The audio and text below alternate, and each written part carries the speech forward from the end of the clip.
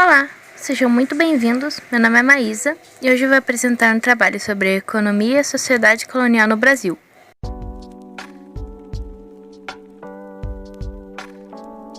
Economia do Brasil colonial. O Brasil colonial sempre teve a economia voltada para os benefícios de Portugal. O Pacto Colonial, também conhecido como Exclusivo Metropolitano, era um acordo comercial no qual colonos produziam no Brasil como açúcar e etc., mas não poderiam ser vendidos ou comercializados com outras nações, apenas com Portugal. As grandes maioria dos lucros eram destinadas às metrópoles, especialmente para os cofres da coroa portuguesa, que cobravam altos impostos sobre as explorações de produtos coloniais. As principais atividades econômicas realizadas naquele período em nosso território foram as extrações do pau-brasil, a produção de açúcar, a mineração e a pecuária. Atividades econômicas. O famoso pau-brasil foi a primeira riqueza concebida por Portugal. A madeira era usada como matéria-prima para a fabricação de tinturas.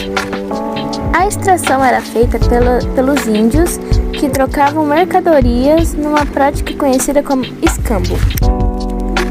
Escambo é um tipo de transação em que o negócio é fechado sem que se haja envolvimento de dinheiro. Então, basicamente, as pessoas trocam trigo por um pão, como está aqui na imagem. Eles trocavam por quinharias, como espelhos e colares, fornecidos pelos comerciantes portugueses. Açúcar. O açúcar adaptava-se ao solo e ao clima. Portugal já possuía experiência na produção de cana de Açores e na Ilha da Madeira. E para completar, o açúcar tinha grande aceitação na Europa, o que era uma grande garantia do mercado consumidor. O sistema instalado foi o de plantation, que consistia principalmente na produção de produtos tropicais em latifúndios monocultores para o mercado externo. Utilizava-se para isso força de trabalho escrava. A produção de açúcar foi a principal atividade econômica do Brasil colonial durante os séculos XVII e XVIII, sendo ultrapassado no século XVIII pela mineração. Pau-brasil. A primeira riqueza brasileira percebida por Portugal foi o pau-brasil, madeira então abundante em nosso litoral, usada como matéria-prima para a fabricação de tintura. A extração era feita pelos índios, que trocavam mercadorias numa prática conhecida como escambo, por quinharias como espelhos, colares, fornecidos por comerciantes portugueses. Em alguns pontos da costa foram instaladas feitorias para o armazenamento de produtos. A atividade era simples e lucrativa, mas trazia um problema para os mercadores lusitanos.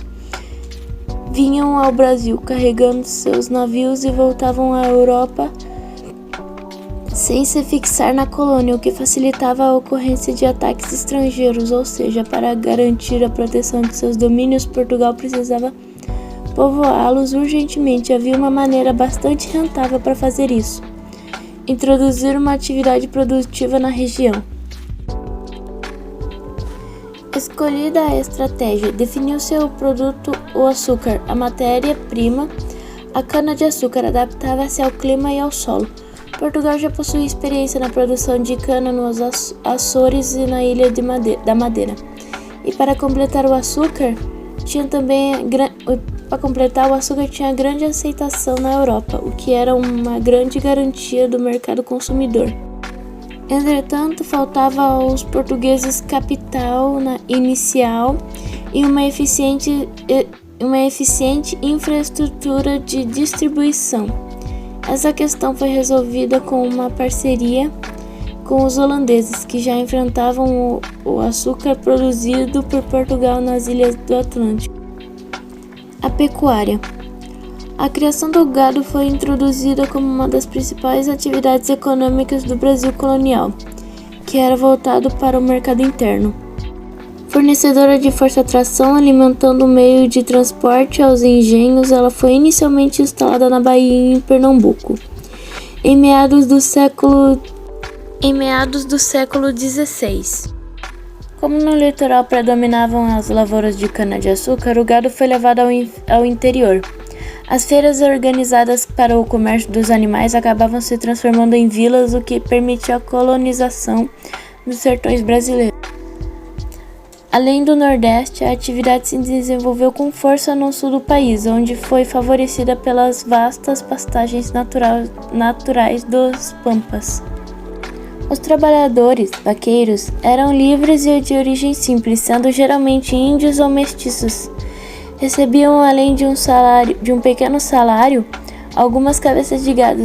Com isso, também tinham condições de começar o próprio negócio, o que ajudava a desenvolver atividades no país. Com o surgimento da mineração, a pecuária teve novo impulso por causa da necessidade de abastecimento das regiões mineradoras. A mineração. Em 1693, abundantes jazidas de ouro foram descobertas na região hoje ocupada por Minas Gerais. A notícia se espalhou por milhares de pessoas das mais variadas origens, rumaram para lá em busca de riquezas. A coroa portuguesa, a fim de impor uma administração mais rígida e garantir sua parte dos lucros, publicou em 1702 o Regimento Aurífero, que regulava a extração de minerais.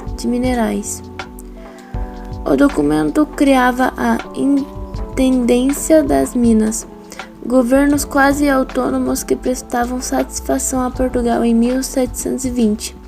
A região mineradora, então parte da capitânia de São Vicente, foi transformada na nova capitânia de Minas Gerais. A sociedade colonial. Diferentes sociedades floresceram no Brasil colonial. Elas compartilhavam certas características como escravidão, mas apresentavam particularidades que variavam conforme as atividades econômicas desenvolvidas na época e regiões distintas. Os principais exemplos são a sociedade do Nordeste açucareiro, dos séculos XVI e XVII, e a do Sudeste minerador, do século XVIII. Sociedade do açúcar. Além de escravistas, era agrária e estratificada. Agrária porque os principais aspectos da vida econômica e social se davam em torno de latifúndios. Os povoados e as vilas tinham um papel secundário. Estratificada porque havia pouca e nenhuma mobilidade entre as classes. O grupo mais privilegiado era dos senhores de engenho, a elite econômica, social e política. Eles eram donos das terras e das máquinas e da mão de obra, tudo que representavam riqueza e prestígio. O símbolo máximo do poder era a Casa Grande, a sede do engenho, onde o senhor vivia com a família e os criados, por ser pai e autoridade máxima no latifúndios. Disse que ele comandava uma sociedade patriarcal.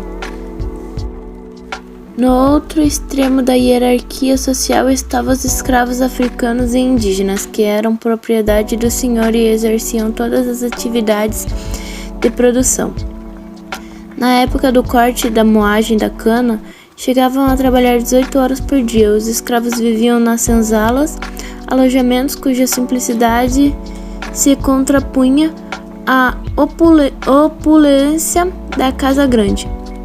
Havia outras duas classes intermediárias. Alguns engenhos tinham trabalhadores assalariados que ocupavam cargos como de feitor-mor,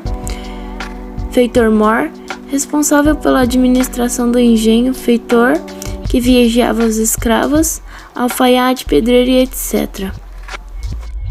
Existiam também os comerciantes que negociavam escravos, animais, carne, trigos e outros produtos. Alguns conseguiam romper a típica imobilidade da sociedade açucareira, acumulando fortunas e convertendo seus senhores de engenho. Sociedade do Ouro. Formada pela massa migratória atraída pela possibilidade de enriquecer garimpando ouro, a sociedade mineradora era bem diferente da açucareira. Em primeiro lugar, não havia latifúndios, portanto a população não era agrária, estando organizada em núcleos urbanos. Além disso, a mobilidade social era muito maior e o trabalho livre, muito mais significativo. Surgiu pela primeira vez no Brasil uma classe média, constituída por artesãos, barbeiros, médicos, advogados, tropeiros e soldados, entre outros. No aspecto social, eles ficavam acima dos escravos e abaixo dos grandes comerciantes e donos de minas. Esses estratos intermediários da sociedade mineradora eram embrião da atual classe média brasileira.